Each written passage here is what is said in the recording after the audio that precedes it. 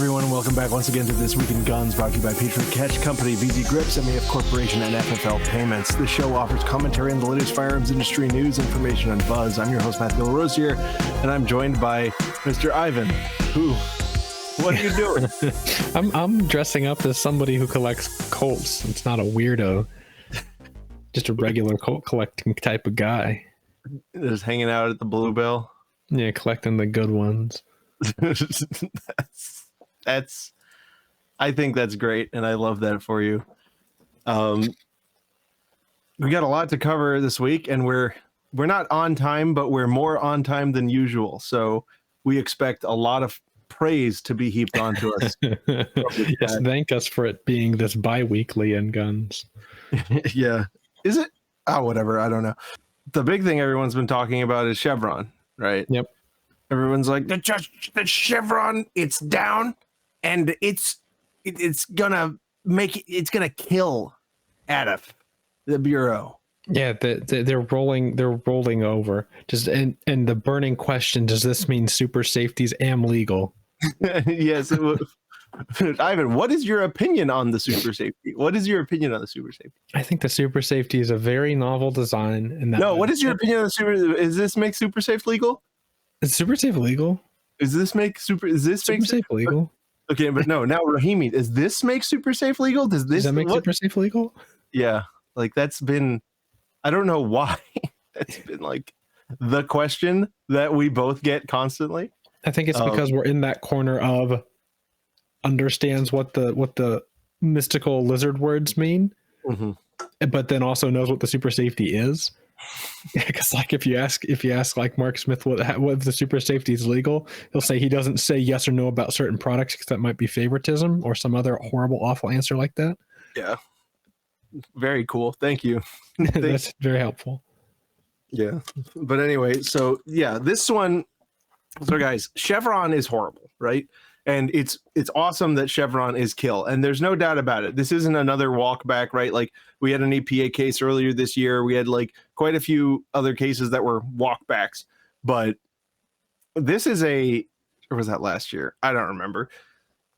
Point being, the court, no nonsense straight said, well, first of all, they called Chevron a decaying husk with bold pretensions. And then in no uncertain terms, overturned it. So that was good. The thing is that like everyone's freaking out about it, and there's a lot of like there's going to be a big impact that this is going to play going down the line. Like here, let's look at how Forbes deals with it. Supreme Court strips power from federal agencies, overturning decades-old precedent. From Allison Durkee.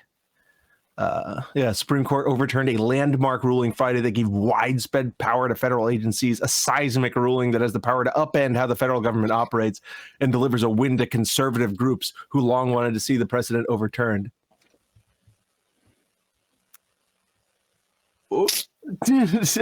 I guess the word, the things that Chevron was first used to do was things that conservative donors weren't happy with, because it was essentially a lot of like, hey, various corporations that are dumping shit into the groundwater, maybe don't do that. Yeah. And these corporations were like, oh, we're gonna make all of our donors go against the government, and they had very little success doing that. And that it really fermented for a good 20, 30 years until the point that the government was thrown a bone by federal government, executive agencies were thrown a bone by Congress, right, with the Administrative Procedures Act. And in a world where the government is made up of functional, normal, good human beings, that would have been okay, and it really would have solved a lot of problems. Right? It would have streamlined the fact that Congress does get aimlessly log jammed. And this way they can kick the can to a bunch of people who maybe know more about issues than Congress, and they can keep things moving and up to date. The problem is the government is run by politicians, not good people. And so you end up giving them an inch, and then 20, 30 years later, they've taken more than a mile. They've taken the entire means of measuring something And so now it's become illegal to measure something, so you can't even take gauges at how far they've actually ran with that 1 inch. So well, let me just correct you on one thing: is that the APA was not a bone to be thrown to agencies.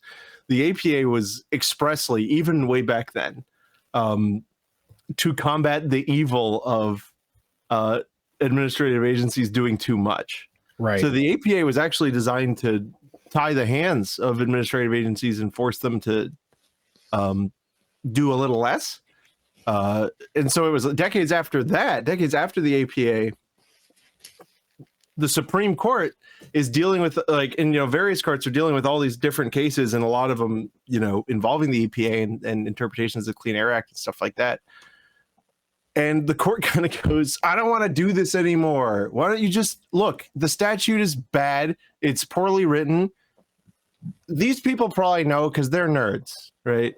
And so that was the bone that was thrown to the administrative agencies. And then for 40 years, the situation under Chevron was, if the statute is vague and the government, right, the administrative agency itself has a permissible reading, so it had to be, grounded in the statute at least somewhat. It has to be a rational reading. Even if the judge would have come to a different reading, they have to cede to that reading. Right, and so it's reasonable. It was just permissible, right? Not even reasonable. Right. So this, of course, went completely out of control, and made, since Chevron's decision, the largest spread in government and the largest driver of compliance cost for companies has been compliance with administrative actions. So it was huge. But here's the thing: for guns specifically, we're really not going to feel this, at least not in the short term. And it's for two main reasons. Number one is the threshold question of the APA, right? Let me take a step back. Number one is that most gun laws involve criminal consequences, right? And so then that relates to number two. The threshold question in using Chevron, so in a Chevron analysis, is, was the law vague? You only get Chevron deference if the law was vague. And so you might be thinking, well, we've got tons of vague laws, right, and they're all poorly written, this and that. So if you're the government and you're fighting one of these cases and you want to get to Chevron deference, prior to all this, you would have to admit that the law was vague, unless you're like doing a fallback argument. And then what happens if you admit the law is vague?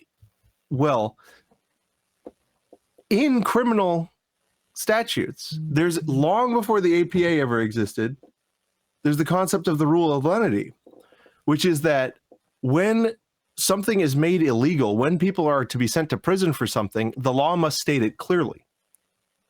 So if the government were to try to get to Chevron in a gun case, they would be shooting themselves in the foot. And they've recognized this for a long time, right? And most of the time that Chevron's been applied in gun cases, it was while the government was kicking and screaming, saying, no, don't, right?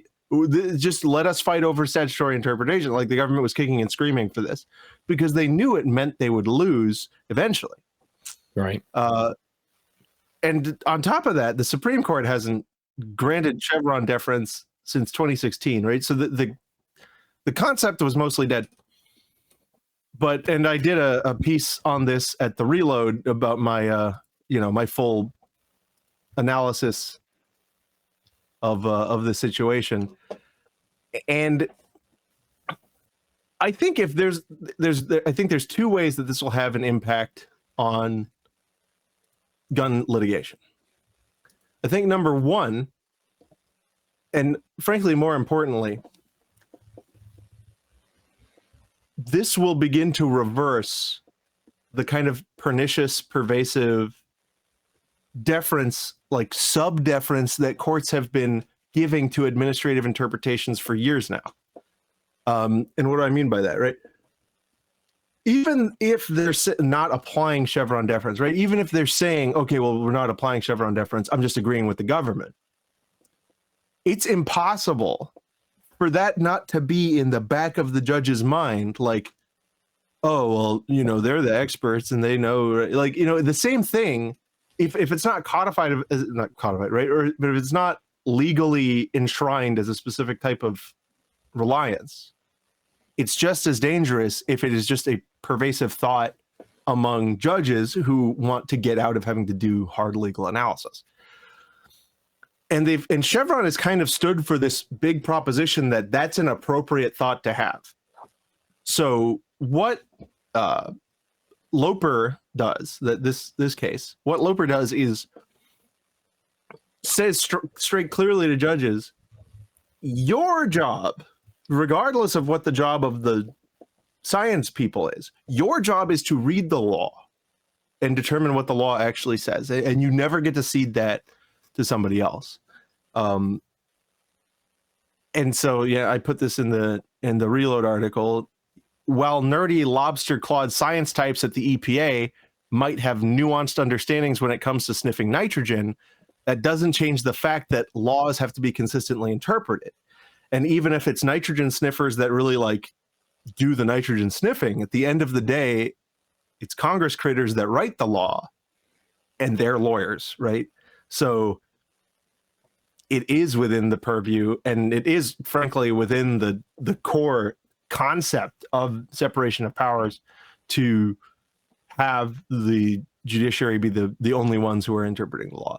So it's very good for the state of the law overall, but we're going to see impacts of this broadly way down the line, except in one area.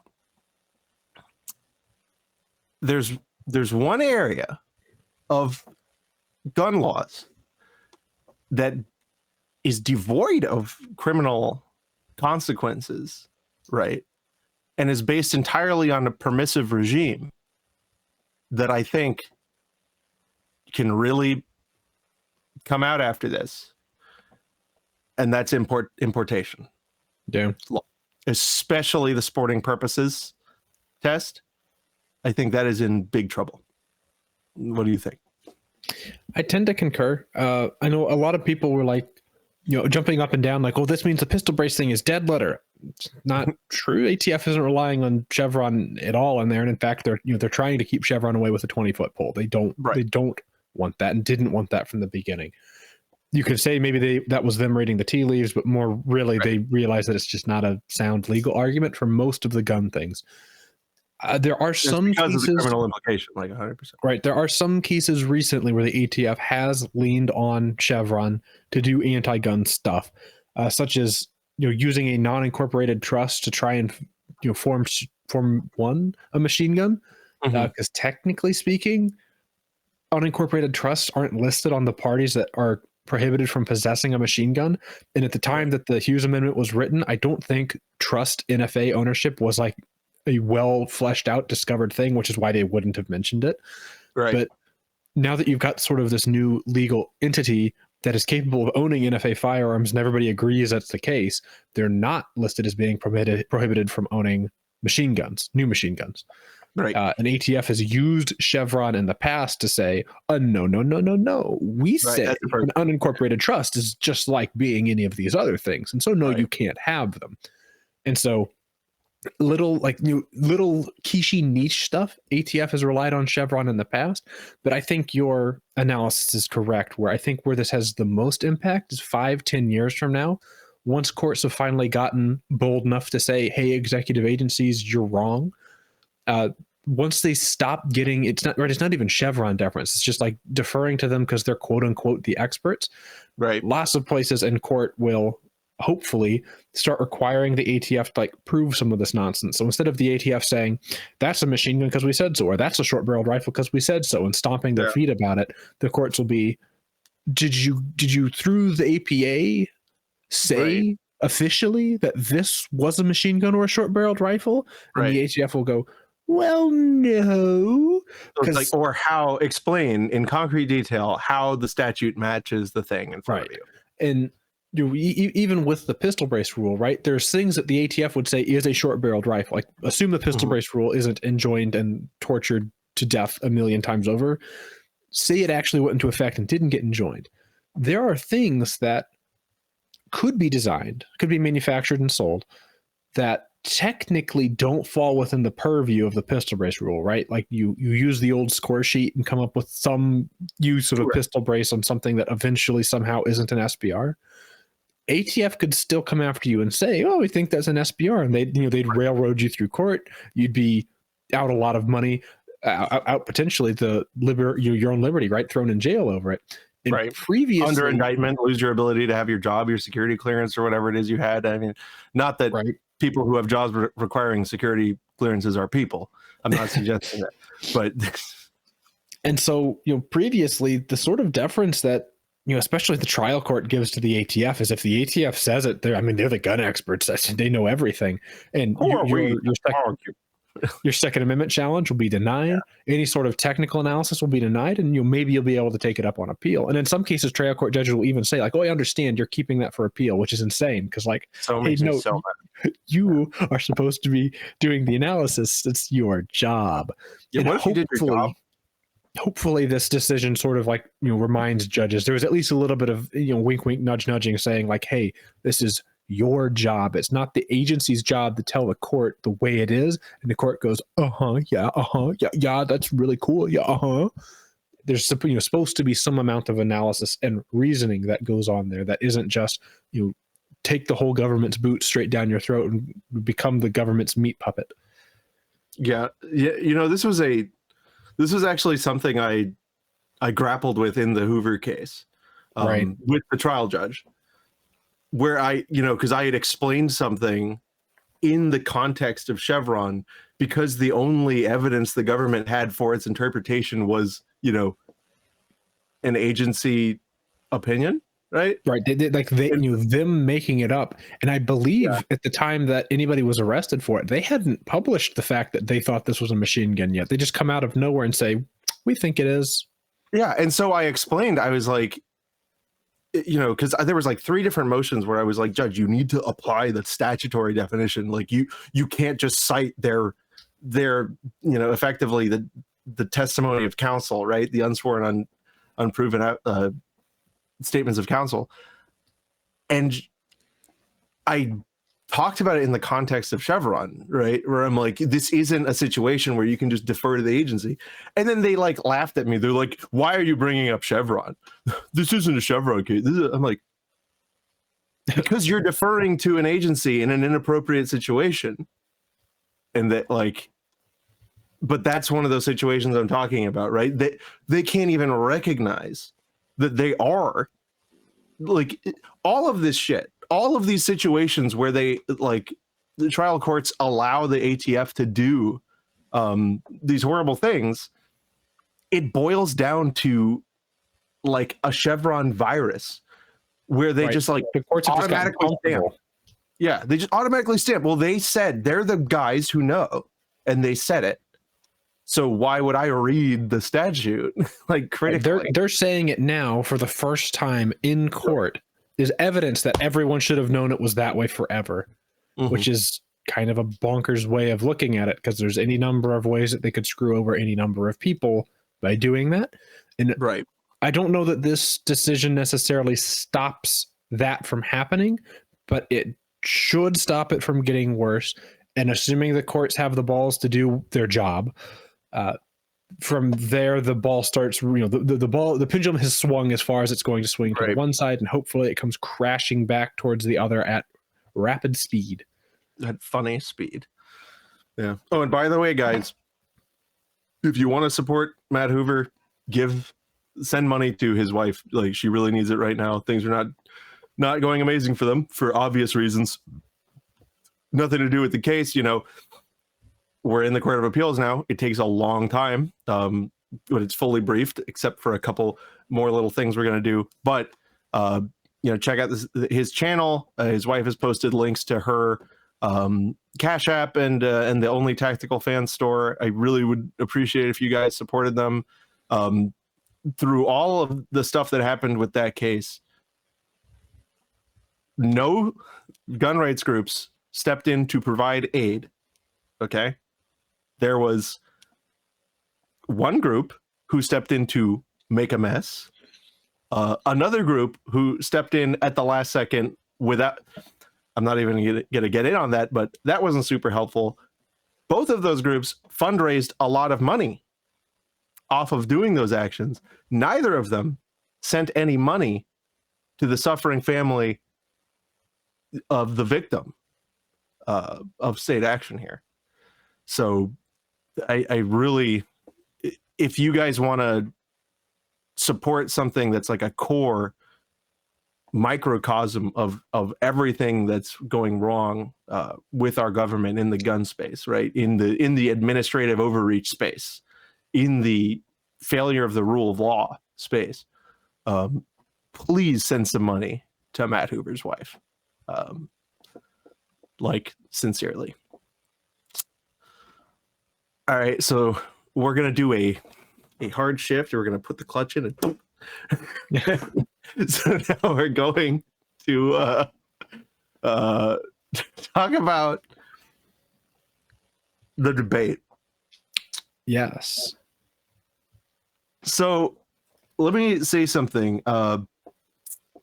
This is not a like red team go channel. Yeah. It's certainly not a blue shoot channel, right?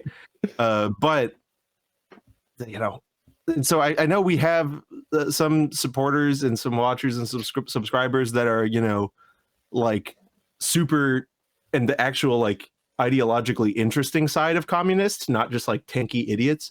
And so I don't want to frustrate them too much by talking about the debate. But guys, like, here's the thing: our role, or like long ago, I decided my role in this society is, if I'm going to survive and not like perish under the horrible pressure of just how terrible everything is, I'm going to take the role of the jester, where when the emperor comes out and he's not wearing any clothes, you know, and everyone else is looking away, I'm going to go, ha ha, that's his cock, right? And point. And that's what I think needs to be done. So you can feel free to skip this if you think it's me being a Trumpist or whatever. Because frankly, they both sounded stupid as hell, but only one of them was like completely hard to watch. Stupid as hell. Like just like, oh my god! I'm sure you guys have seen it, but like, and you know, I'm not going to play anything. I don't want to get copyrighted or whatever. But you guys saw the. I'm going to pull up some quotes from Biden. Right. Anybody who's sort of familiar, with like what it's like for people to get older, right, and they start to lose parts of their brain. I mean, he's showing signs of like past early onset dementia, right? And that is what it is. It's a part of being old, right? But there's a certain cruelty that I think comes into play whenever, right, the guy's living out what's going to be his last years before he completely loses his mind and he starts to forget who he is, which is a horrible thing. And he shouldn't be spending that time doing this. It's tragic that he's in that situation. And there's potential that enough of his mind's gone that he's not really even sure what he's doing anymore at this point, that he's totally embodied the spiders inside of a skin suit. Like the spiders have autonomy at this point, complete autonomy. And it's a tragic thing. And it was difficult for me to watch, right? Because I've known people that have gotten old to that point that they sort of lose their wherewithal. And it's not a sort of thing I would want to broadcasts to as many people as possible, because some rate it's humiliating, right? It's, if you ask me, it's worse than having somebody have to wipe your ass because you can't use your arm so good anymore. It's like you don't even have your mind anymore, the one thing that ought to be yours entirely. So that's tough. Well, and we also don't know, like, to be fair, we don't know what's going on behind the behind the veil. He may be fully switched on in his head. Right, that's possible, But I mean, this is the CNN transcript of what was said. So I'm reading the most biased in favor of President Biden's what he said. So, and this is speaking about Trump. He had the largest national debt of any president 4-year period, number one. Number two, he got $2 trillion tax cut, benefited the very wealthy. What I'm going to do is fix the taxes. For example, we have 1,000 trillionaires in America. I mean, billionaires in America. And what's happening? They're in a situation where they, in fact, pay 8.2% in taxes. If they just paid 24% or 25%, either one of those numbers, they'd raised 500 billion, I should say, in a 10-year period. We'd be able to wipe out this debt. We'd be able to help make sure that all those things we need to do, childcare, elder care, making sure that we're continue to strengthen our healthcare system, making sure that we're able to make every single solitary person eligible for what I've been able to do with the COVID, with dealing with everything we have to do with, look, we finally beat Medicare.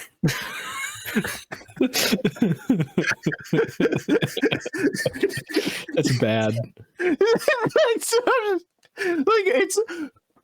otherworldly. And so, you know what this, a while ago I complained, right? I complained that gone was the Obama era politics speak, where Obama could speak so eloquently. He was an actual silver-tongued politician. He was that incarnate. He would speak so beautifully for 5 minutes and not say a damn word, right? Whereas Biden, he's got all the words, and they're in a race to get out. Words, and he's just spraying them, right? Like, it was hilarious. His mind is just a bump stock for words. And so the best part is, like, number one, very obviously,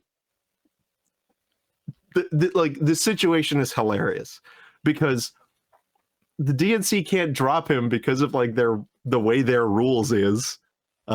He would need to consent and like be on board with it, and whatever's going on with the 12,000 spiders that are occupying his corpse, they are not on board with not running for president.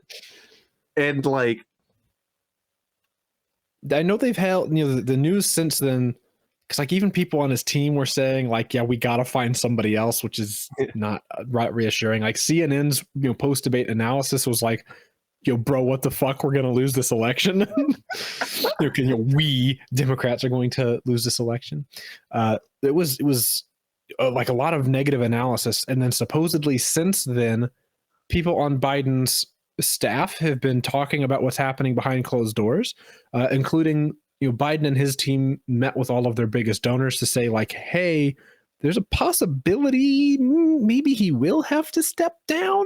And then other meetings with donors, supposedly they've said absolutely no chance. He's definitely not stepping down. He's the only reason that he was stumbling is because he had a cold. And then they blamed like 6 or 7 different people who were all like related to the debates.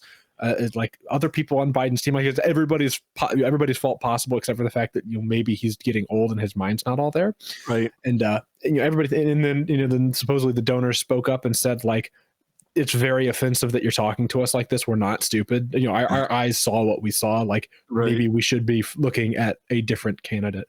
So complete disarray is what it seems like the situation is there over at the DNC. They did a poll of DNC members or whatever, right? Like DNC registered voters, and the poll showed they polled what it would be like Biden versus Trump, and then like 5 other up and comings, and like Kamala and Gavin Newsom and JB Pritzker, sort of like what if we ran these guys instead? And what they were trying to show was that Biden is ahead of all of them with 44% of the vote. When you ask Democrats who's going to win, 44% of them say Biden, which means the majority say Trump, which isn't so like if your own polling shows your best guy losing. It's not a great situation.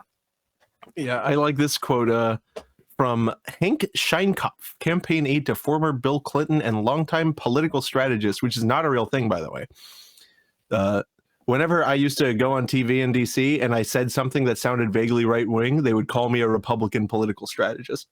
The worst, which I'm not any of those things, the worst moment for Biden was him constantly looking to the side of the stage. It looked like he didn't know where he was, or like Flash Gordon hit him with a ray gun. And I saw, I saw a bunch of like there's QAnon, right? But then there's also Blue Anon, which is like the opposite side of that. Yeah. And so I saw a bunch of people who were Blue Anon posting saying that CNN intentionally rigged this debate to make Biden look bad. And that's why they were constantly filming, him in profile, right? They're always trying to film the side of his face. And it's like, dog, the guy just can't look at the camera. He's looking everywhere but the camera. Like he's looking over at Trump half the time. He's just looking like there wasn't an audience, right? So there's no audience for him to be looking at. He's just like looking off to the left and looking off to the right. Because I mean, his mind's wandering. He's like he's tapped out. He's like, this whole thing's fucking stupid. I'm thinking about that chocolate chip. Chocolate. So this is the election betting odds, which is has not been as accurate as it used to be, right? Because our country has jumped the shark, and there's also bizarre interference with betting markets. But anyway, so in the last day we have up 2.3% for Trump. Let's see the last week what that looked like. Oh, really? Not that much of a difference. Ouch! Down 16% though. That's the number there. That's brutal. That's gnarly. Oh yeah, God, he gave 16% to everyone, right? Including Kennedy and Clinton. People have been talking about Michelle Obama running. That's about honestly that wouldn't be a bad strategy. I feel like. I don't know. That's about as good of a speaking as a political strategist. Right on the order of bad decisions, it's not the worst bad decision. It's like running somebody whose last name is Kennedy. Everyone's like, I remember that. Yeah. That was fine. It's better than this, whatever it is. Whatever the hell's going on now. Yeah. One thing I'm really looking forward to doing though. At the end of Biden's presidency, right? Because the last three administrations have been like a bizarre turn of events for gun owners. I think there's a way that we can quantify the impact that the administrative agencies and the executive directly had on gun owners. And I'm very worried for what that will look like. Right. Because do you know where I'm going with that? I don't know. We never would have noticed it at the time. But I think Obama may have been on net liberalizing for gun owners. I think it's close to a wash. My suspicion is it's pretty close to a wash. So listen, here's the thing, and this couldn't have been foreseen at the time, but the elimination of the law enforcement sign-off requirement is the reason suppressors and SBRs are everywhere now. Yes, but then in hand with that, he also did the whole suppressor parts are suppressors on their own thing. Which, that was funny. Was that an APA thing, or did they just decide one day that was the way it was? There was later a rulemaking, but I think that they just kind of started saying it one time, and there's a lot of funny stories about when that started happening. Yeah. But then we've also got interesting choice to eliminate carry bans on federal property, right? Which is but then there was the M855. Yeah, and the 545 one. Right. Yeah. So I think it was a wash, but it was probably not liberalizing. It was probably not. I think it's just that the past two administrations have been so fucking awful that the M855 ban was probably as close as Obama came to weaponizing ATF against us. Except he didn't go through with it, right? He gave up, right? He caved the pressure and was like, actually, this isn't a great idea, and then it didn't happen. There The was 545 thing was that was more of a Clinton thing, right, and that was an import side thing, which I hate. right? It was sort of a different mechanism that they pulled the levers on there. Yeah, but I think by the time you get to Trump is the first time you see like, and you can say bump stocks are stupid gimmick, blah blah blah. That was a massive weaponization of the ATF to take something that plain old wasn't and say it was. It was a hard lever pull, and I don't know. We'll have to see what happens, right, going forward, because I've talked to some people who are lizard wranglers, who are like lizard sayers, and they're like, oh well, we want to make sure we do it good this time. I don't know, we'll see what happens, but I don't think it's going to be, I think it's going to be when it happens, not if. But anyway, question, I guess one last note on that is the thing that really makes me interested, right? Like, how we'll be able to tell early, right? Like if it's a Trump election victory, right? If he gets Dettelbach out of office in the first 90 days, I think that's a really good sign for us. Not that everything Dettelbach has done has been bad, but he has justified a lot of the bad that they have done. And he is fat. Yes. I think that if you can, legally, if you can replace him with somebody who is not as proactively bad as he and or Merrick Garland have been with these rules they've pushed, you need somebody that's that proactive in the other direction, where they sit down and they say, I'm the director of the ATF. What my job whenever they go in front of Congress and they justify their job, the way they're going to do that is, this is how I'm trying to get rid of regulations that infringe on people's rights. Like, acknowledge the fact they exist and see which ones you can actually effectuate, right? Which ones you can just get rid of, because there's a lot of them that's just stuff the ATF's just made up out of nowhere. It's like not real. The sporting purposes thing. Like, guys, the reason that the gun market in the United States sucks ass was made up. Yep. Like, and it could be fixed by the executive. And I mean, that that's a horrible miscarriage of justice. That's how it's came, and that's the only way to fix it, right? But or the most expedient way to fix it. I'm gonna try to fix it the other way, because I think we can do a funny lawsuit, and we're strategy braining that in the Discord. We're figuring out how we're gonna do that, and it's gonna be funny. But anyway, I think it's time to advance. Yes. Not you. And what is more advanced than VZGrips.com? Guys, new Chisel RMR covers. You go to VZGrips.com. They have grip modules. They make your gun feel good. They make it work better. It's just true. The gun hits harder with VZ Grips. It's always been true. Guys, what are you a nice Reddit guy? Do you have a heck of a Here, let's check for you. CZ75 right away.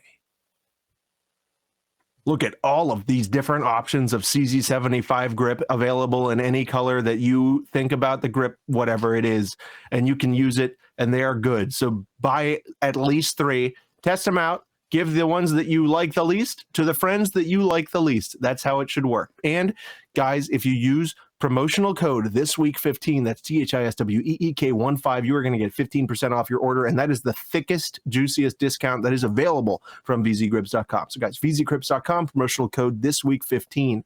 Check them out. Matthias carries a CZ75 with VZ Grips.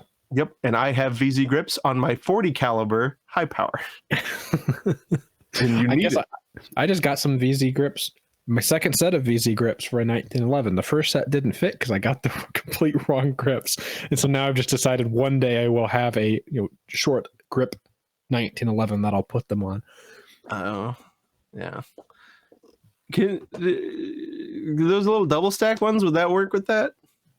The short double stackers, the hog. Yeah, except they're already wide grips, so that gun's just going to be goofy looking at that point. But yeah, I need to get myself a slim hog, but then make it fat, make it the fat hog. Oh, okay. So this is interesting. What is it? Yeah. So next up, we're going to talk about Rahimi. is that, and thing is, we did a live stream on the Fudbusters channel going over Rahimi, analyzing it and everything like that. There was a lot of chicken littling happen. A lot of the sky's falling. We're all effed. Everything like it's gonna go Super so safeties bad. are illegal. What do they do with the super safety? I hate them. But anyway, Rahimi is a weird case. And I guess since we haven't talked about it on the show, we got to do it today. The question, is it Jover, right? Is Bruen kill because of Rahimi? And we got the Hill, an article on the Hill from, on the missed opportunity on the Second Amendment here. Supreme Court recently issued a much-awaited opinion upholding a federal law that prohibits individuals subject to domestic violence restraining orders from possessing firearms. On paper, it was a win for gun control. In reality, it was a missed opportunity. Facts of the case were alarming, blah, blah, blah. Yeah, we all know about how effed up it is. Predictably, this ruling set the lower courts on fire. Struggles over what constitutes an analog, how far back one must look to find history, and what to do when the test offered observed results festered across the country. Rahimi's case offers a striking example. This is actually really true. When the Supreme Court took the case, the consensus among experts was that they would uphold the law. And on June 21st, the court issued an 8-1 opinion that proved those experts right. John Roberts wrote for the court, holding that the Bruen test should not be construed so narrowly, and that here, the principle underlying several historical laws, that it is permissible to disarm dangerous people, is sufficiently similar to a law disarming those subject to domestic violence restraining orders. But then he stopped. After clarifying that the specific law at issue in this case was constitutional based on a specific set of historical laws, the court failed to offer any real guidance going forward. Ketanji Brown Jackson decried this concern in her concurring opinion, stating that lower courts are struggling. In my view, blame may lie with us, not them. I don't know. I think this guy's kind of spot on. Yeah. Oh wait, no. Third-year law student at Duke University School of Law with a focus on Second Amendment law. No, this guy's a dipshit. I want nothing to do with him. But it's interesting. I think our predictions were right. I think our predictions had been that the law will be upheld. They'll say that he's dangerous person, blah, blah, blah. I said it would be a narrow, this ticket is for this train only, and it was a little wider than that. Right. They probably expanded the scope of Bruen beyond what would be most favorable to the questions asked in hardware bans. That said, I don't think they do this with abandon. I think the court is probably anxious to get a hardware ban case in front of it. Yeah. Here's the thing. Rahimi was a situation where the why was identical. Right. The historical laws were addressing the exact same societal problem. Not in even remotely the same way, but addressing the same societal problem. Disarmament of dangerous people, right? We can quibble on what that means, but remember, in Rahimi's particular case, he did agree that he was dangerous. Yes. Right. And the court didn't give carte blanche for many things, which is why the Justice Department was like, court, you got to tell us what you meant by that, which they'll totally do, right? They'll totally just give a guidance of it. Yeah, right. They'll give you an answer instead of platitudes and ponderings. Right. So we were right in our predictions. The problem is, in hardware bans, there is no historical analog with the same why at all. The historical, and we know what historical analogs there are, because why? Dipshit Duke University Law Center retard school for gun idiots, whose sole purpose, by the way, is to make up dog shit to be used in Bruen analyses, by the way. Like all of the research that comes out of the Duke University Second Amendment Law Center, like that they produce, it's anti-gun propaganda in the form of stuff that they can make admissible. Exactly. Yes, it's partisan dog shit, and actually, like, one of the first things they did was come up with, oh, this is our database of historical gun laws. And my first assignment, because you guys, I work with Maryland Shall Issue, which is a very important group. My first assignment with MSI was one of the first times where the state just copy pasted this historical analog list. And guess what I found when I started like digging and like finding original documents and stuff? They lied.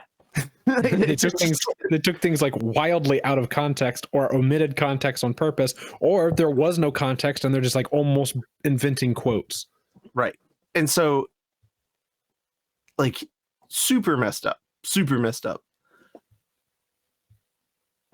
That said, we know what the historical laws are because they've cataloged all of them. And there are historical laws affecting hardware.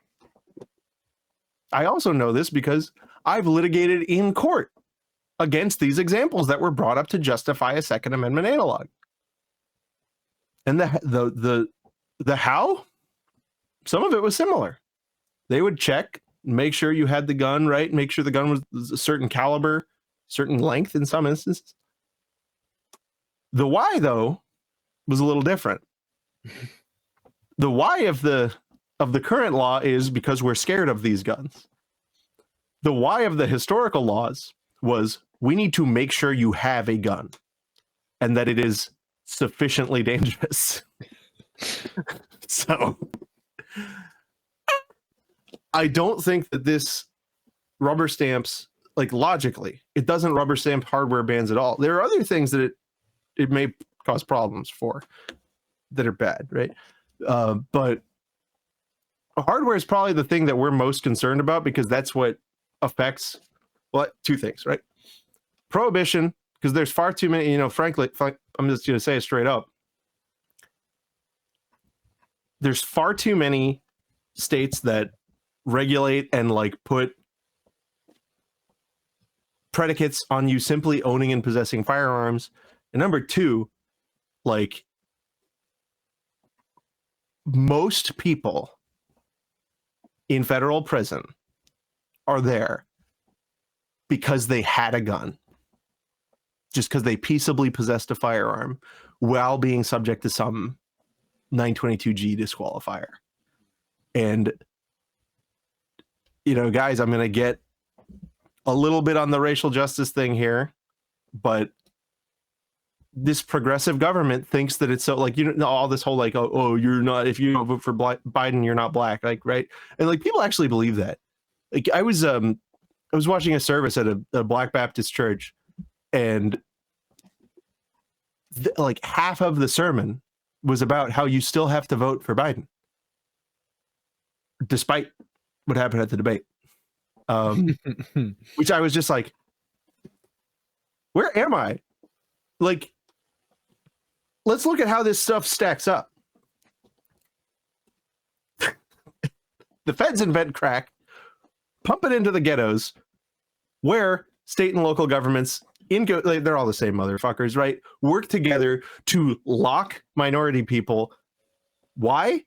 So that they don't compete with white businesses. They pump these drugs in there for God knows why. And so what do? Well, the same thing the Chinese did when they pumped the opium in it. They start doing it, right? And dealing in it. And so they're dealing it because you've been providing it to them. So you stop and frisk them and you like search them down and you get them for some stupid possession charge and now you're a felon. And then you stop and frisk them again and, oh, you live in a bad neighborhood that we locked you in? That's so funny. You get to go to jail again. That is like, guys, that is the most common reason somebody is sitting in federal prison right now. That series of events. That's horrible. We fix that. We reduce like the inmate population by half or more. I know I'm going to get some commenters that are, we've got like some weird people who have weird race ideas, and they'll take exception to that somehow.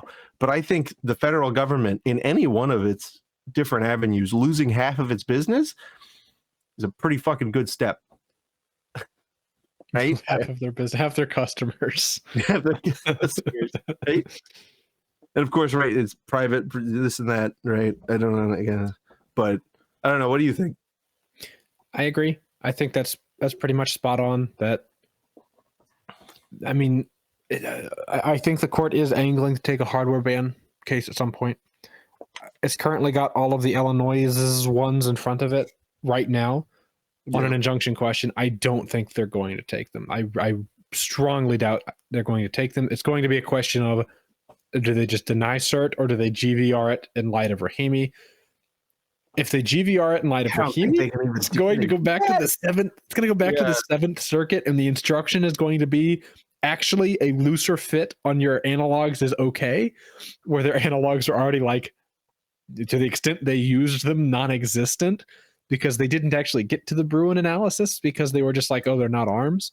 So I don't know that there's a lot of GVRable stuff there in the first place, but I'm confident. I don't think it's. I'm confident the court is angling to take a hardware ban case at some point. They're just going to be right because they had the opportunity to take carry ban cases before New York versus Bruen, right? Mm-hmm. Except they sat and waited until they had their Goldilocks one, because that's, I guess if you're this court and you're in this position the way it is, right, with this sort of 6-3 split that's going on, there's no need to rush because none of them are in bad enough health that it's like, yeah, we need to like jam one through real quick. And I guess that's just sort of the gamesmanship of the court, right? Is that it's inherently very, very political for the whole liberty being blindfolded and holding the scale thing. It's actually like they've got night vision goggles and they see in the dark and they're always thinking they're wired on Adderall. They're not going to sleep. they're plans within plans sort of thing going on there. Yeah. So 100%. We'll have to see. But I do agree that sort of the two worst things we've got going on probably are hardware bans and then your 922G non-violent things where it's you had the bad plant and a gun and you go to jail because you had the gun. Right. Or no, you had the bad plant 10 years ago. Right. Right. You don't even have to have the bad plant with you still. Right. That's what happened to one of my friends. He's like really, really good guy, really amazing guy. In the 90s, he had a bad plant conviction, and now I'm representing him in trying to get his rights back. So it's awful. It's awful. But Rahimi didn't foreclose any of that. Yes. And if you actually follow the logic of it, it almost like blows the door open to it. Because it's like, look at the check marks you used in Rahimi. It completely leaves the door open to a mirror image of Rahimi, where it's instead of it being a admittedly dangerous, violent guy, there's a whole swath, a whole plethora of people that 922 prevents from being able to possess a firearm that are non-violent and non-dangerous. Yep. All right, next up, guys. This is big. The bump stock ban has been blocked. Again, I'm not talking about the Supreme Court. Schumer came up and was like, guys, come on, we really got to ban them. They ignored him. Yeah, they tried to do a unanimous consent thing, which for the uninitiated is like not the whole Senate isn't even in session. They just have a couple of lizards show up to be like, unless anybody says no, we're going to say that actually we've all agreed to this and it's passed. Which is just, I mean, it's stupid, right? Like if you listen to the unanimous consent sessions, especially at the end of a congressional season or whatever, like everybody who just like has their own little pet bill will throw it out there, like the bizarre ones, just to see if no one's watching. Like the ban zombie guns one will be brought up at some point, like all of this like ridiculous stuff where they have to like be able to show their constituents, oh, we tried, but the other side, and the Republicans blocked it. They blocked it. And so, the way unanimous consent goes is like, this is why we think this should pass. And everybody should agree it passes unless anybody says no. And then somebody from the other side immediately says, no, it's fucking stupid. Why don't you shut the fuck up, you dumb idiot? And then, then they sit down and then the side that proposed it gets a time to rebut. And he's like, you heartless, you want children to die in a notable Las Vegas. And then they sit down and then there's some headlines and you can go to your donors and be like, well, I did a good job. Even look at how seriously he's taking it with his polo shirt and saggy breasts. Like, guys, look, you gotta do it. You gotta brand them. Oh God. Anyway, so yeah, that's important. You know what else is? Holy crap! This tab is using 2 gigs. Let's close that out and get to fflpaymentprocessing.com. Guys, fflpaymentprocessing.com is a community of firearms enthusiasts delivering unrivaled payment processing solutions for the firearm industry. Having personally experienced issues with high rates, high risk merchant classification, sudden service termination, and hidden costs, we founded FFL Payments to create a transparent, fair, and reliable alternative. Even if you're outside of the firearms industry, check them out. You will probably save some money. And also, guys, if you mention FUD Busters when you're talking to FFL Payment Processing, you will get a free terminal. And that is a huge, huge, huge, huge value. You already know it. So, guys, check out FFL Payment Processing. I personally vouch for this company. You know why? Because I'm involved in it. And so that's how I know that they are not going to back out of your business just because you are a little gun curious. Because guess what? You're not as gunny as me. I'm a gunnier guy than you, and I use FFL Payment Processing in my businesses. So fflpaymentprocessing.com. Be sure to mention FUDbusters to get yourself a free terminal. Oh God, this next is fucking... I heard we're not supposed to say the F word on YouTube no more. Well, fuck. Yeah. Who was it that Mr. What's his name got a demon? Count Dankula had a video demonetized, and he has a YouTube rep because he's a big guy. Yeah, big guy. And they told him it's because he said the word F ** KING. It's a big one. It's not supposed to say that or something or whatever. Like, it's interesting to watch the puritanification of YouTube happen and fast forward. Right. Where, like, you know, at the beginning of the platform, there was like live leak sort of stuff was just fine. You could go and it was monetizable. Once YouTube added monetization, it was fine. You could have whatever you wanted. And that just like incrementally, YouTube was like, well, you can't do this because it's too edgy, and you can't do that because it's too edgy. And initially they were like pushing the Overton window on what edginess was allowed, where like a whole lot of like, you know, more traditionally left-wing or progressive edginess was totally fine. And it was just right-wing progressive edginess that you couldn't have. And I think it's really been since Susan Wojciechowski, Polish name, stepped down. Then this new guy's been around that they've really been like puritanificationing, made up word, on both sides of things at this point, where both the left and right sort of political touchy edgy issues are not monetizable. They don't want them on the platform. They sort of want to turn YouTube into the TV. Right. They really want it to become like the TV, where it's got the same sort of rules that are pushed on things in that regard. Yeah. What happened to the Polish? They need to bring back the Bober. Bober. Next, it's terrible. Why is everything like? One of the whole reasons you would want to come on not TV is because it's not TV, and you don't like, and you know, maybe the FCC can let you be. But I'm sure that what this is they get a big advertiser that's like, we got an email that our soap was being shown next to a F-bomb, and we don't get that on NBC. So, you know, and they're like trying to negotiate their rate or something. And then they're like, watch, look. I fixed it. Like, I'm sure it's something like that, because this is very clearly like the way they're running YouTube.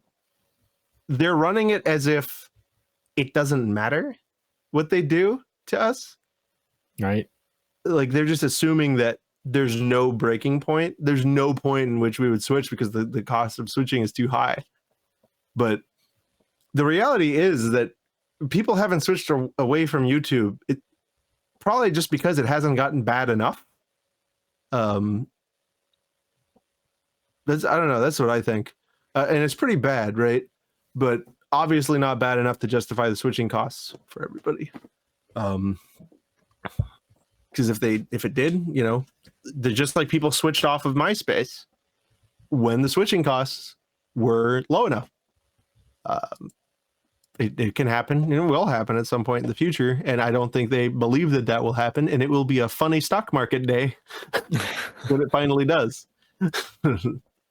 But all right, again, shifting.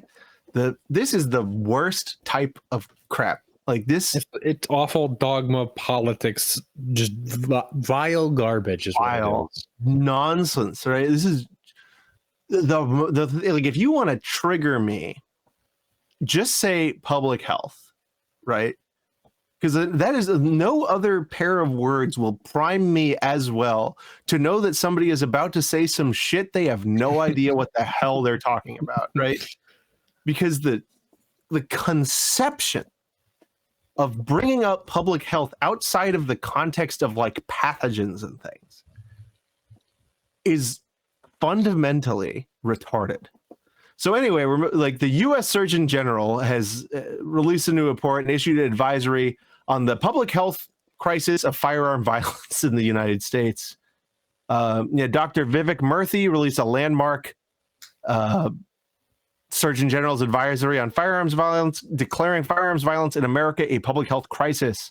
Firearms violence is pervasive, with more than half of U.S. adults or their family members having experienced a firearm-related incident in their lives. What is that? There's no way that's a real statistic. Yeah, what is a firearm-related incident? I mean, I've shot guns. Like, is that over the last decade, the number of people who have died from firearm-related injuries, including suicides. Well, damn it, I have to. Note to self, Matt, you have to censor that. Homicides and accidental deaths has been rising, and firearms violence is now the leading cause of death among children and adolescents. And like, that is so nonsense, because then this is one of the most pervasive wrong claims that are made, and then you click on it, and what do they give you? The raw data. In order to get to that conclusion, you have to know all of the stuff to exclude, right? In order to get, like, it's unsupportable. It's completely nonsense. And that's why there's an exclusion of 0 and 1 year olds and an inclusion of 18 and 19 year olds. And then there's all like the usual statistic, quote unquote, control factors, where they'll take like known quantities of people where like their cause of death is undetermined, and they'll parse that out or include that in one group and not the other group.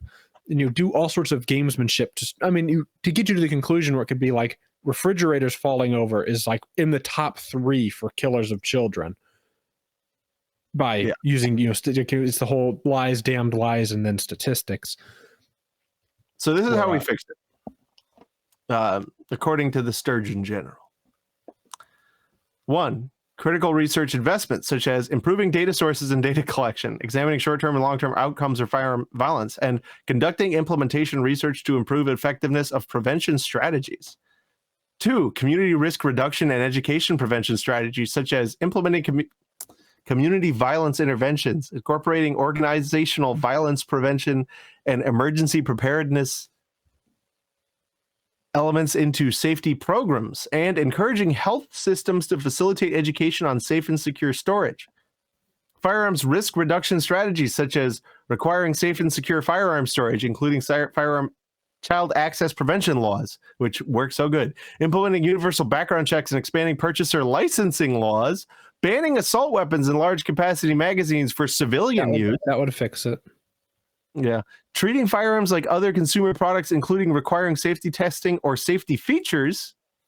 I don't know if you guys actually want that. Well, they want it because it would make things more expensive and cumbersome, and then they could put some executive in charge. It's like, nope, no gun safe. Sorry.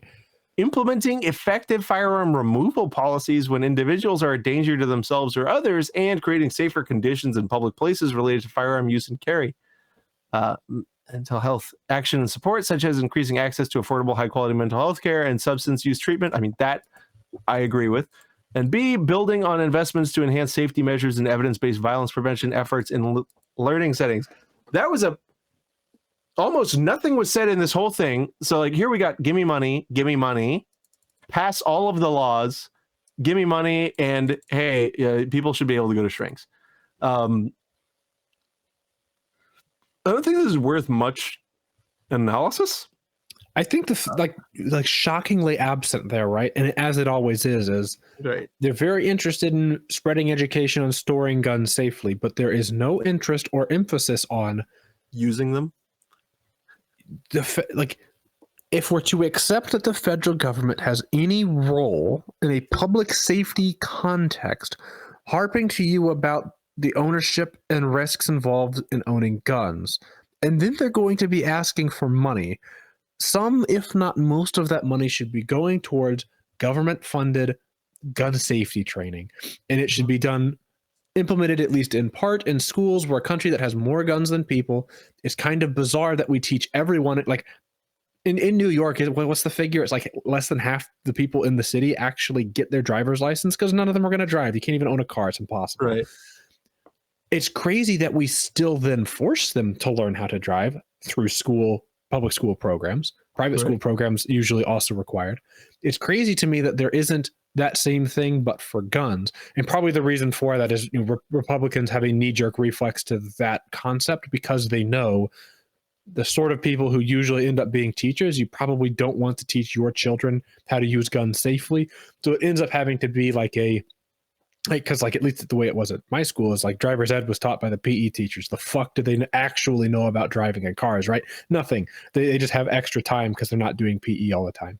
Right. So you'd have to have somebody who actually knows what they're talking about to make this effective. So it becomes a little bit of a disaster. But if you're willing to breach the subject, right? You're willing to talk about guns as a public safety item. If crossing the street was a public safety item, wouldn't you tell people how to cross the street safely? If unprotected sex and STDs were a public safety health problem, wouldn't you want to teach people what is sex and how do you do it safely instead of on a condom and things, right? Which they do teach in schools, right? Instead But of they're bizarre abstinence training where it's like, no, don't touch it, don't go near it, it's bad.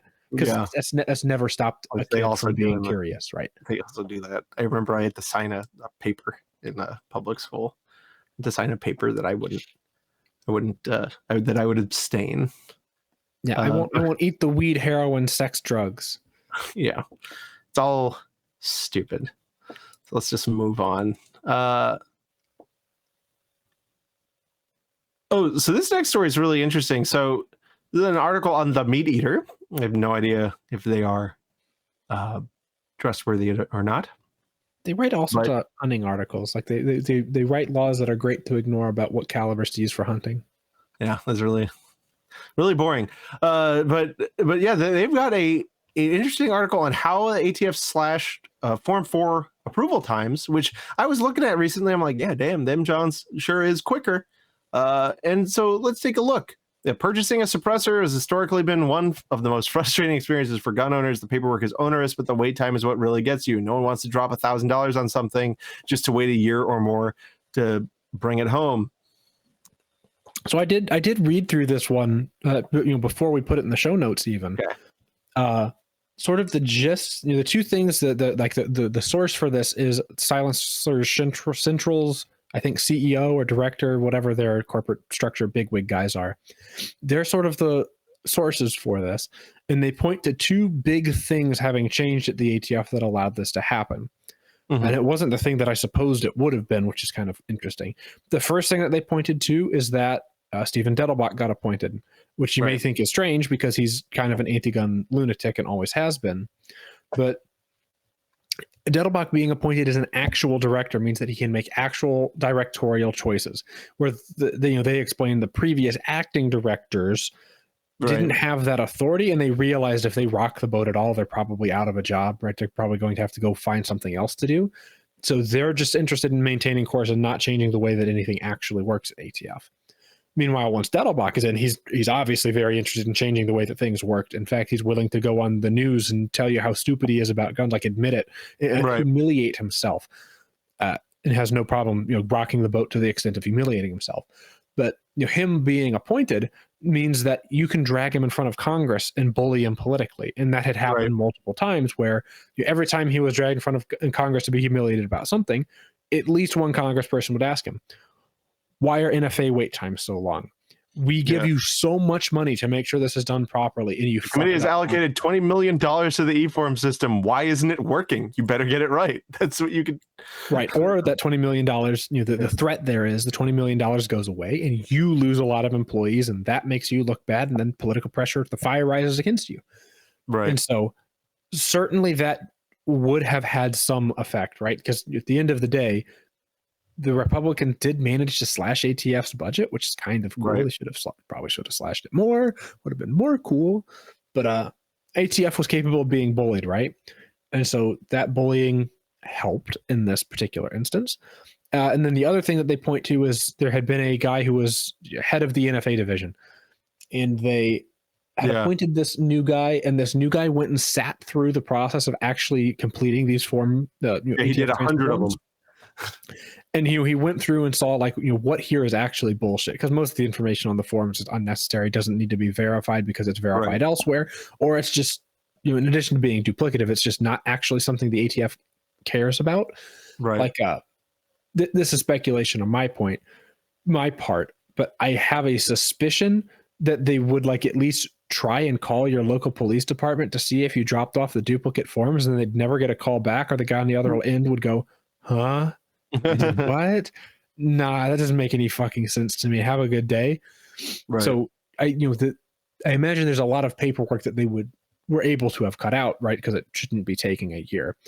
And the other thing that they pointed to having changed is that when somebody's NICS, when somebody's NICS was delayed, that held up everybody who was in the queue of getting their suppressors run, their NFA transfers run behind them. So if one guy gets hung up, I guess that guy just spins in his desk chair for a week or 2 weeks or 3 weeks until the FBI gets back to him, and that everyone else is waiting at that point, which is hilarious, and is only the sort of thing that could be dreamt up in a government, quote unquote, federal government bureaucratic efficiency.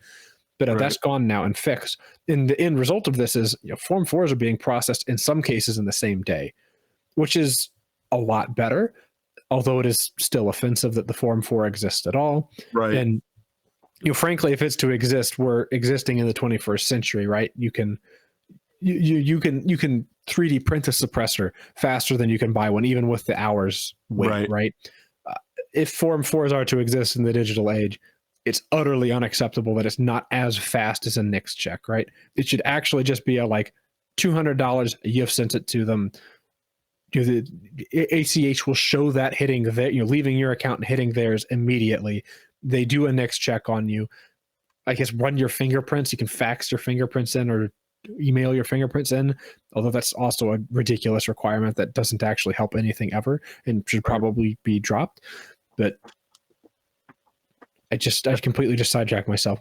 So why is this article only talking about suppressors as if nothing else goes through on Form 4? Is it just because they're the suppressors how many people are buying Form 4 SBRs? None. Right. Meanwhile, Form 1, Form 1 versus Form 4 SBRs doesn't necessarily make sense to do at Form 4 because it's just added nonsense. Form 1 versus Form 4 cans, there's a marked difference in quality.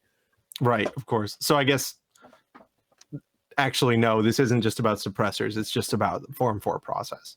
Yes.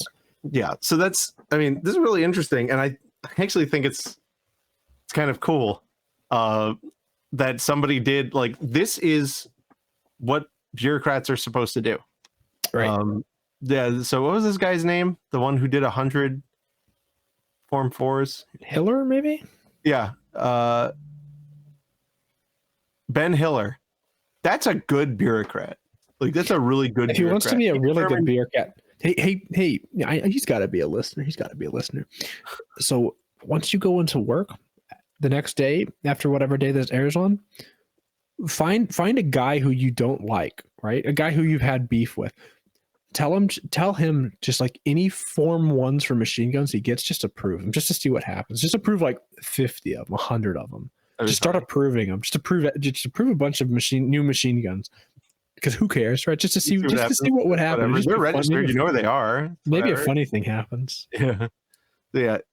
But he determined 80% of the work they were doing didn't need to be done. That is that's great. That's the type of stuff you want to see. And it's disgusting that this is happening at all, of course, but you know, hey, an improvement in our life is an improvement. Speaking of another way to improve your life, you can visit MAF Corporation, guys. It's MAF-arms.com, and we've got promotional code FUDBusters. You can go on MAF-arms.com and check out all of the various stuff we've got for sale. And there is a series of competing codes. I am not going to overly pump mine, but if you look on Twitter, some of the other boys, there's a war. There's a war happening over who will drive the most customers to the fine Floridian chime vendors. So guys, check out some of the new stuff we've got on sale at maf-arms.com. Use promotional code FUDBusters or the code for whoever else you like in the space, and we will have a war. The winner of the war, by the way, last time was RK Spookware. RK Spookware won the war last month. So this is interesting. Yeah, the FBI has released new statistic pack on active shooters, active shooter report for 2023. And if you have read the Gun Violence Archive, which is cited to almost exclusively by the anti-gun folk, you would expect that this would have several hundred incidents, right? Mm-hmm. So what do you think the FBI came out with? Of course, I've read the report already. It's I'm going to guess it's like a 42 or 48 or whatever it was. Yeah, it's 48. It's 48. Yeah. Yeah. It's the number, the definitions the Gun Violence Archive uses are absurd. The definition of the FBI isn't perfect, but it's less insane. The reality is the likelihood of this stuff happening to you is not high. And it's not something that you should be up at night worried about. It's not something that your kids should be scared of because it's not orders of magnitude less dangerous than driving to work. It's less dangerous than eating hard candy. So that's for perspective. We do live in a world where dangers exist, and that's a simple reality. Like, horrible things happen, but they're not likely to happen, thank God, and life is only getting better every day. Well, in some ways, but moving on. This is an interesting one. I guess there was, back on the report real quick, there was two interesting tidbits I noted. The FBI broke down by firearm type. 70% of these mass Las Vegases were handguns. Couldn't be. And the other interesting note is, they usually keep track of citizen involved Las Vegases, and in this particular past year, there was 4 instances of civilians getting involved, 2 of which ended in a fatality to the shooter. And so that's like almost 10%, right? So that never happens. No, one of those was the mall. Yeah, Elijah Dickin. One of them had to have been, right. And so I guess I can't remember off the top of my head the other one. That one's the one that got ingrained in the the online gun community's conscious, their psyche. It's just a part of their soul at this point, was right. him shooting a Glock 40 yards. But that's sort of an interesting takeaway, right? Is it's hovering there around 10 in certain years past. I don't know if this is like a feel good statistic, because it is, this sort of thing is only possible if somebody's doing a heinous thing in the first place. Right. But in some years past, I know it had been as high as 25%. And you're certainly dealing with a law of small numbers sort of thing. Right. But it certainly does go to show, right? Anti-gunners like to point to this sort of thing as it literally never happens, when there's good data that the FBI. You're saying they like to point to a good guy with a gun situation as something that literally never happens. It's just when data shows made up. It actually is in the small numbers universe, it's actually significant. Right. What is not significant is the 2% of incidents occurring with a shotgun. Yes. One incident. So yeah, it's fascinating. I also like how the Gun Violence Archive incorporates defensive gun uses into their statistics as well. Yes. Just because their definitions are so incredibly outlandish.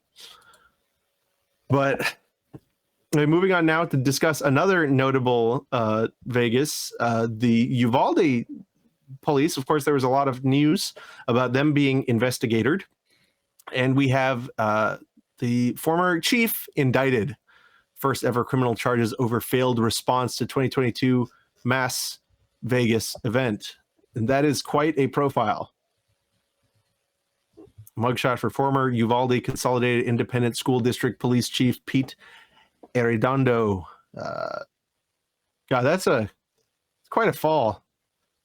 But yeah, so the charges are basically felony endangerment, which is kind of interesting. I don't know if that sticks, but okay. Yeah. There's 10 felony charges of child endangerment for failing to recognize the incident as an active shooting and for failing to take proper action to intervene. And these behaviors placed each child in imminent danger of bodily injury, death, physical impairment, and mental impairment. And then the other guy, charges of abandoning and endangering a child. So these are right, like this. Criminal law isn't designed to capture this behavior. Yep. I think is what I'm going to say.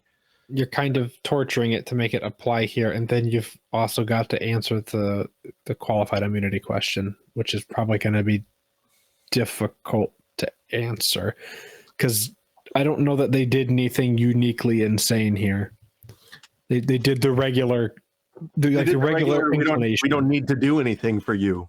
Right. The regular inclination of cops. And in fact, I think qualified immunity, if not was born out of, was probably most fleshed out, at least in front of the Supreme Court, in the form of they have no responsibility to help you. Right. So I think this probably happened because people wouldn't let it go, which is not a good reason to do something like this.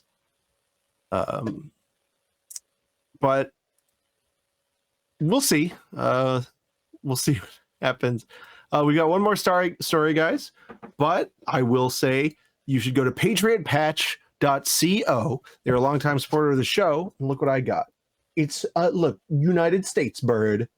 That's the 4th of Eagles live July. Eagles got the twin rocket launch. This is a fine patch available for sale.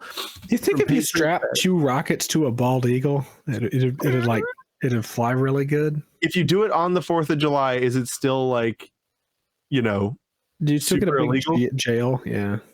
Treason is the reason for the season. That's an interesting patch. That's the next patch of the month club, guys. And if you join the patch of the month club, you get a delivery every month. That's where this came from. You never know it's going to come. So it's always kind of fun to see. Don't understand why the guitar's there, but hell, who cares? It's cool. And it is a reasonable price to be involved in something that will give you a little endorphin rush and just a little mood boost every month. So guys, go to patriotbatch.co, chop around, see what's available, and use promotional code TWIG10, that's TWIG10, to get a discount on your order. Thank you to patriotpatch.co for being our longest time supporter of the show. Last up, can you believe we can't even take a gun on an airplane anymore? What the hell? What's the point of this country? So yeah, the Representative Victoria Spartz was charged with weapons violation at the Dulles Airport. Look at how sad she looks. A spokesperson for the Indiana Republican said she accidentally carried an empty handgun in her suitcase with no magazine or bullets. And that's a very important fact because the TSA's definition of a loaded firearm means includes that if you have a gun but no magazine and no bullet, it's not a loaded firearm. Right. And so you get your PP slapped really hard if you have a loaded gun that you try to take past the checkpoint. If you just have a gun or just ammunition or just a magazine, usually you don't get in any trouble, federally speaking. Yeah. Which is a state misdemeanor in this case. Right. Yeah. In this case, she's being harassed with state law. Yeah. Which is very common. It's actually very common. And it's actually a big money-making thing, especially in New York, where they harass you as you're, if you accidentally forget that you got something you're going through. And so what had happened was, in that case, is she was going to Europe or something, some awful European place for whatever reason, and had somehow managed to forget that she had a gun with no magazine and no ammo and the end of one of her bags she was carrying. I assume this is maybe a result of like she repurposed her range bag maybe to be a travel bag. Maybe I don't know how you just like stick your firearm in your bag and like let's go, but I've done that. Certainly a little bit of an oversight. Seems like she isn't likely to get in much trouble over it, but I think is a good example of there's so many bullshit laws surrounding guns that really needn't exist at this point. And it's just like a collection of rakes spread out all over the place that if you're going to like own and carry guns, you just like, just be cautious of the rakes. You could step on one at any point. Yes. With no warning. And it'll hurt badly. And then we're going to get mad at you over the fact that you're in pain. Right. Yeah. Why are you hurting? You shouldn't have borked the law. Anyway, guys, that's it for this week. Thank you so much for joining us. And as always, we'll see you next time.